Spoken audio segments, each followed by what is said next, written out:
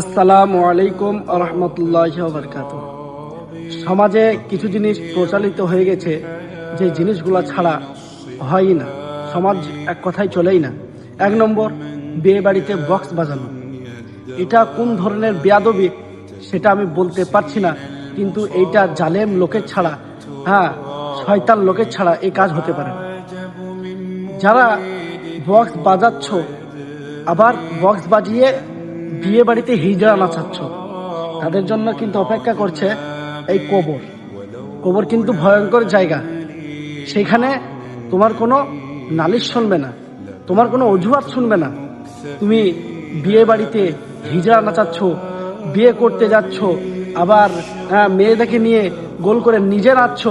হায় আফসোস, বিয়েটা একটা সুন্নতি কাজ। বিয়ে একটা সুন্নত।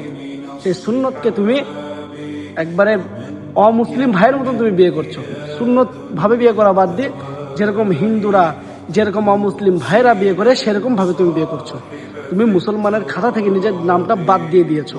তুমি তওবা করো আর আল্লাহর পথে ফিরে আসো, আর আল্লাহকে বলো যে এই কাজ, ভুল কাজ আমি আর জীবনে করবো না।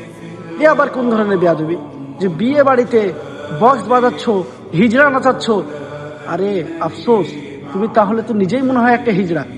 তুমি কেন হিজড়া নাচাচ্ছ, বক্স বাজনা বাজাচ্ছ? আফসোস, তোমাকে মুসলমান বলতে আমার ঘৃণা করছে। এত বড় কথা বললাম আমি। এই কবর দেখেছো, কিন্তু কবরের আযাব দেখোনি। যেদিন দেখবে সেদিন বুঝতে পারবে যে কি করেছি ভুল, কত বড় ভুল করেছি আমি।